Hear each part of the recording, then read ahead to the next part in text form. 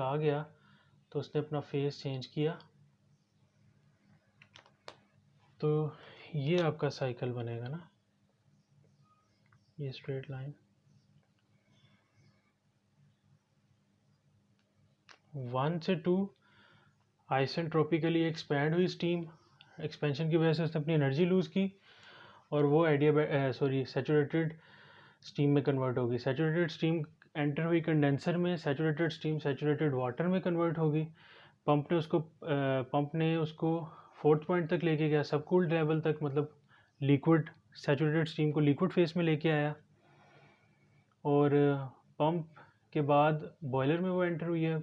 Boiler से उसका ये टेम्परेचर लाइन है, टेम्परेचर इंक्रीज़ होगा जब वो टेम्परेचर बॉइलिंग पॉइंट पे, तो ये pressure line constant pressure line है एक्चुअली में, ये नहीं है। तो ये फिर फेस चेंज हुआ और वो कन्वर्ट हो गया लिक्विड में। अब इसमें आपको एक चीज़ समझनी है, ये वाली लाइन कौन सी है, कांस्टेंट प्रेशर लाइन। इस पे प्रेशर आप कह लो कि ये जो लाइन है ये वाली, इस पे प्रेशर है P1, मतलब हम लोग स्टीम को बॉयल करवा रहे हैं P1 प्रेशर पे। उस प्रेशर पे अब ये चीज़ ध्यान में रखनी है कि जो टेम्परेचर, जो बॉइलिंग टेम्परेचर होता है वो डिपेंड करता है प्रेशर पे। ये बॉइलिंग, जो कोई भी लिक्विड बॉयल जब करता है उसके ऊपर एटमॉस्फेरिक प्रेशर का बड़ा अमल दखल होता है। मतलब आप जब बॉयल कर रहे हैं, आप वाटर को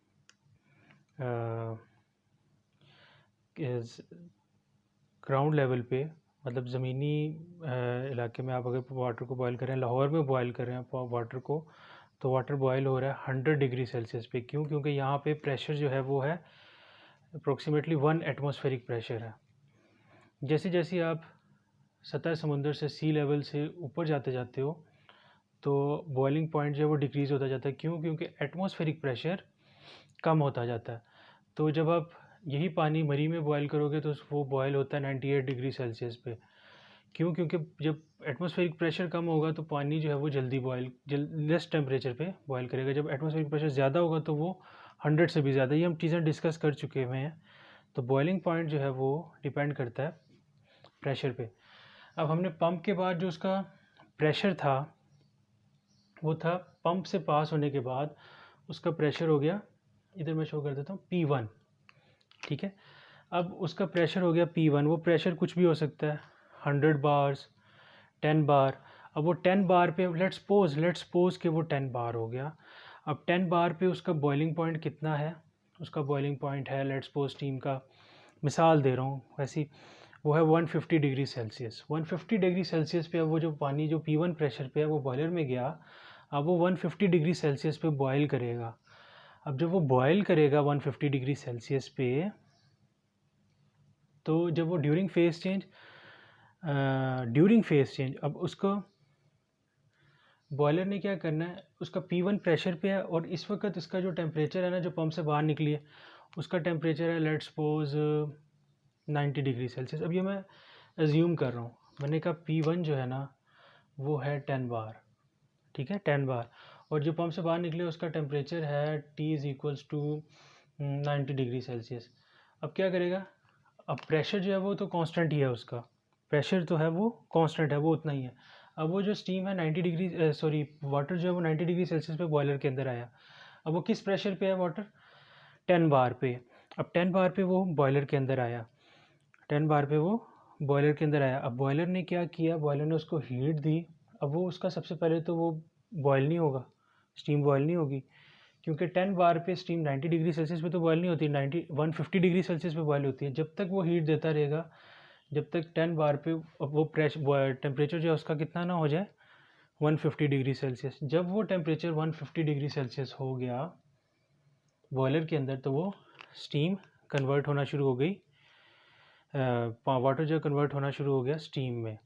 तो आपने उसको मज़ीद, जब वो स्टीम में भी कन्वर्ट हो गया, आपने उसको हीट देते गए अनलेस और अनटिल उसका टेम्परेचर जो है वो 200 डिग्री सेल्सियस तक चला गया। मतलब अब वो जो यहाँ से स्टीम निकल रही है उसका प्रेशर जो है उसको आपने सुपर हीटेड स्टीम में कन्वर्ट किया बॉयलर में। उसका प्रेशर जो है वो हम ये सपोज कर रहे हैं, उसका प्रेशर तो 10 बार ही है, लेकिन उसका जो टेम्परेचर है वो है बॉयलर के बाद वो हम कह देते हैं 200 डिग्री सेल्सियस, वो सुपर हीटेड स्टीम है। अब ये बॉयलर के बाद यहाँ पे है ना, ये मैंने यहाँ से ये बनाया सुपर हीटेड स्टीम, जिसका टेम्परेचर यहाँ पे मैं शो कर देता हूँ, वो है 200 डिग्री सेल्सियस। सपोज कर रहे हैं हम यहाँ पे आके ये स्टीम जो है वो क्या होना शुरू होगी, कि इसको समझना है। स्टीम एक्सपैंड करेगी एडियाबैटिकली, उसका टेम्परेचर भी चेंज होगा, उसका प्रेशर भी चेंज होगा। अब वो स्टीम ने एक्सपैंड किया और वो यहाँ पे आ गई, ठीक है। अब उसका टेम्परेचर भी चेंज है। अब यहाँ पे मैं सपोज कर देता हूँ कि उस स्टीम का टेम्परेचर जो है ना वो है, मिसाल के तौर पे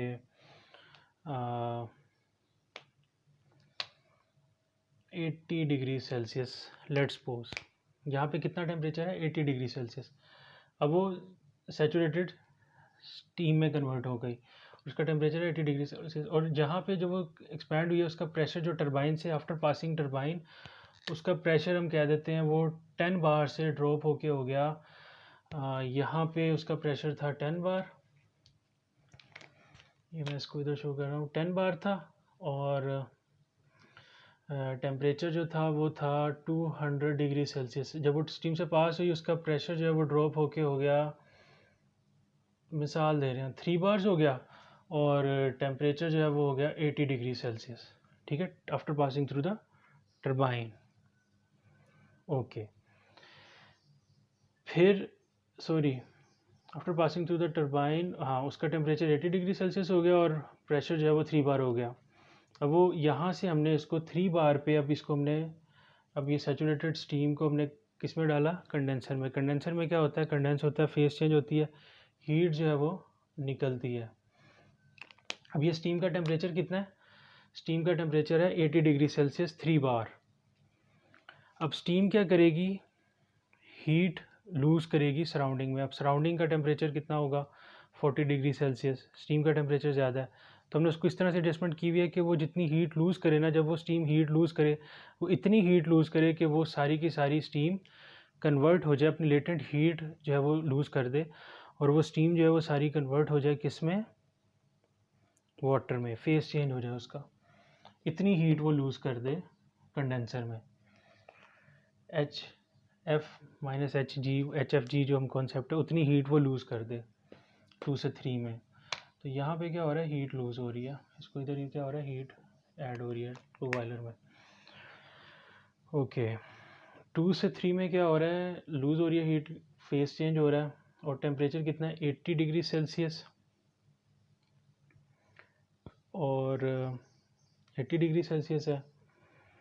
और प्रेशर कितना है, प्रेशर जो है वो हमारा है, हमने सपोज किया हुआ है वो 4 बार है या 5 बार है या 3 बार है। फिर वो पंप ने क्या करना है, पंप ने उसको पंप करके दोबारा से उसका प्रेशर जो है वो उतने प्रेशर पे लाना है जिस पे वो बॉयलर में उसको अब वो पंप क्या करेगा, 4 बार आया था ना यहाँ पे, ठीक है, 4 बार था। अब पंप क्या करेगा, उसका पंपिंग की वजह से उसका जो है वो टेम्परेचर भी थोड़ा इंक्रीज़ होगा, ठीक है, और प्रेशर भी इंक्रीज़ होगा, और वो पंप से जो है वो प्रेशर और टेम्परेचर दोनों इंक्रीज़ होंगे। प्रेशर जो है वो 4 बार से, लेट्स सपोज किया हमने, इतना ज़्यादा नहीं होता वैसे पंप से, कि वो 10 बार तक चला जाएगा, और टेम्परेचर जो है वो 80 से 90 डिग्री तक चला जाएगा, और वो 4 से फिर इस तरह फिर वो दोबारा से बॉयलर में आएगा, और ये साइकिल चलता रहेगा। तो इस एग्जांपल को आप थोड़ा सा समझने की कोशिश करें कि बॉयलर से स्टीम में कन्वर्ट हुई, किसी खास प्रेशर पे टरबाइन से पास हुई, वो प्रेशर पे निकली, उसको उस प्रेशर और टेम्परेचर पे हमें कंडेंस करवाना है, उसको हमने कंडेंस करवाया, फिर पंप से थोड़ा पास किया, और उसको दोबारा से बॉयलर में से पास किया। तो अगर हम इसकी बात करें अब, अच्छा, ये स्टडी फ्लो प्रोसेस होगा कि ड्यूरिंग दिस प्रोसेस जो ये सारी जो डिवाइसेस हैं, ये स्टडी फ्लो डिवाइसेस है ना, टरबाइन, कंडेंसर, ये इसमें जो मैस फ्लो रेट है ईच डिवाइस में वो सेम रहेगा, mass flow rate in each device is same. तो अब हम थोड़ी बात कर लेते हैं एफिशिएंसी की, इस साइकिल के। एफिशिएंसी क्या होती है, नेटवर्क, ये हम देख चुके हैं ना, हीट एडिड कितनी है, Q1 है, जो बॉयलर में ऐड हो रही है, बस वही हीट है, उसको मैं Q ही कह देता हूँ सिर्फ, ठीक है, Q1 है। नेटवर्क क्या होगा, work done by turbine minus work done bye pump, क्योंकि पंप पे तो हमें वर्क करना है, टरबाइन से तो हमें एक्चुअली में वर्क मिल रहा होगा ना, डब्ल्यू आउट हो रहा होगा। तो डिवाइडेड बाय क्यू, अब वर्क डन बाय टरबाइन वो कितना होगा, एच वन है इधर इंथॉल्पी, इधर एच टू है, H one minus H two, higher minus lower, और पंप में क्या होगी, 3 से 4 4 पे इंथॉल्पी ज़्यादा होगी, H four minus H three divided by Q. तो ये आपकी होगी एफिशिएंसी कैलकुलेट करने का तरीका।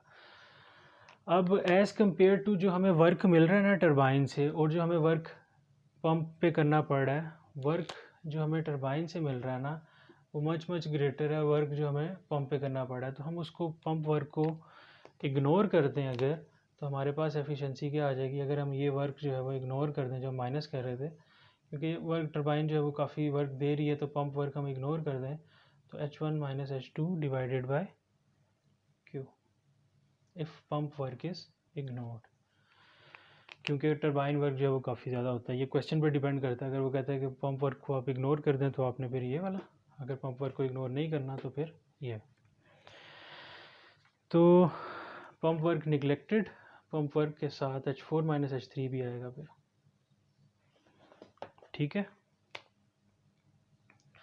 तो ये था आपका एक रैंकाइन साइकिल, जो हमने सिंपल अभी रैंकाइन साइकिल के कंपोनेंट्स को डिस्कस किया कि टरबाइन क्या करता है, कंडेंसर क्या करता है, बॉयलर क्या करता है, और उसका साइकिल कैसा बनता है। तो ये है रैंकाइन साइकिल के आपने किस तरह से उसकी एफिशिएंसी को निकालना है। और वो तो इसमें आपको पुराने वाले कॉन्सेप्ट्स यूज़ हो रहे हैं स्टीम के, एंथैल्पी के, तो इससे रिलेटेड जो है वो न्यूमेरिकल जब हम करेंगे तो ज़्यादा क्लियर हो जाएगी ये चीज़ें। तो अभी जो है वो आपको पता होना चाहिए कि बॉयलर क्या करता है, टरबाइन, कंडेंसर वगैरह, और इसकी डायग्राम जो है वो पीटीएस डायग्राम कैसे प्लॉट करेंगे। तो ये था आपका रैंकाइन साइकिल। अभी हमने इससे जो है वो उसमें चीज़ों को इन्हांस करने के लिए भी हम चीज़ें यूज़ करते हैं, तो कि हम किस तरह से जो है वो इसकी एफिशिएंसी को इंक्रीज़ कर सकते हैं। तो वो चीज़ें हमने देखनी है, रीजनरेशन और रीहीट एनहांसमेंट, उसका इफ़ेक्ट क्या होता है टरबाइन रैंकाइन के ऊपर। तो वो चीज़ें हमने देखनी है, वो इंशाल्लाह हम लोग कोशिश करेंगे कि वो न्यूमेरिकल्स के थ्रू ही देखें। तो ये था आपका रैंकाइन साइकिल। Thank you.